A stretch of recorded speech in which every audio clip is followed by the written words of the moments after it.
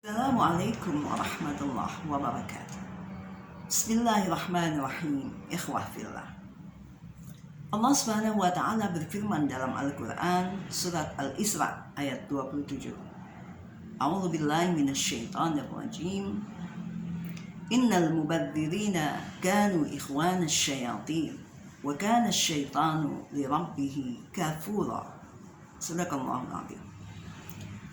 Sesungguhnya mubazir itu orang-orang yang bersifat atau bersikap mubazir menjadi teman setan. Dan sesungguhnya setan itu kepada Tuhannya ingkar, tidak tahu berterima kasih. Ayat ini melarang kita untuk melakukan hal-hal yang mubazir, boros atau berlebihan jika kita tidak ingin menjadi temannya setan. Karena setan tidak tahu berterima kasih kepada Allah.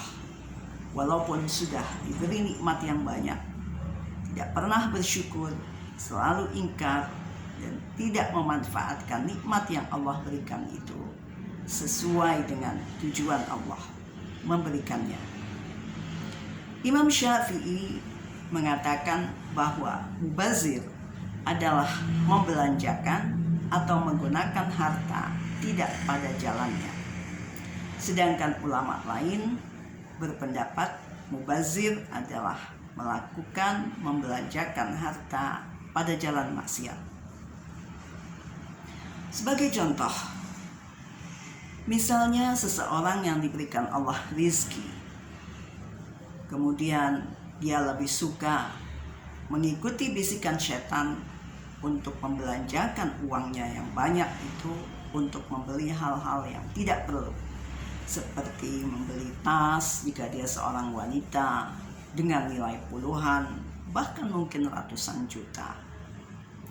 Padahal jika uangnya itu dia gunakan untuk membantu orang-orang yang membutuhkan, tentunya akan sangat berarti.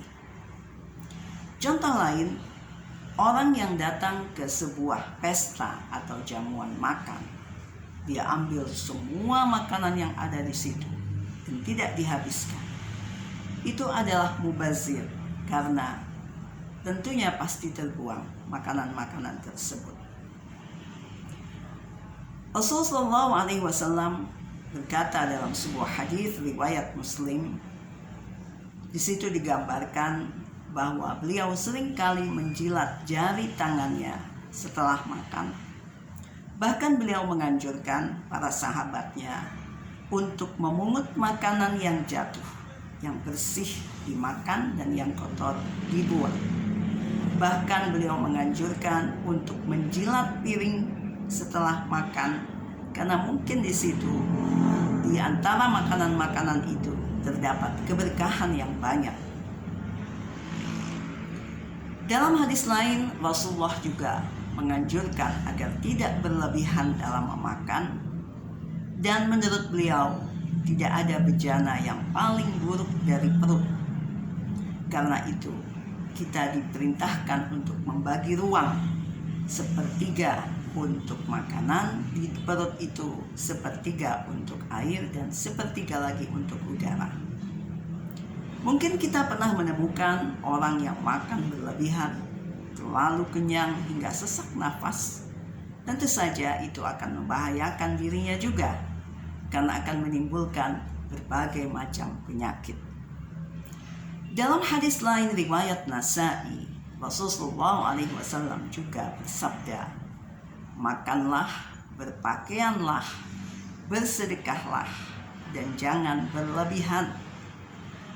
Jangan membanggakan atau menyombongkan diri. Dari hadis-hadis di atas jelaslah bahwa Rasulullah SAW menuntun kita untuk menggunakan harta, membelanjakan harta dengan cara yang bijak sebagai upaya untuk meraih kehidupan yang seimbang dan berkah. Wassalamualaikum warahmatullahi wabarakatuh.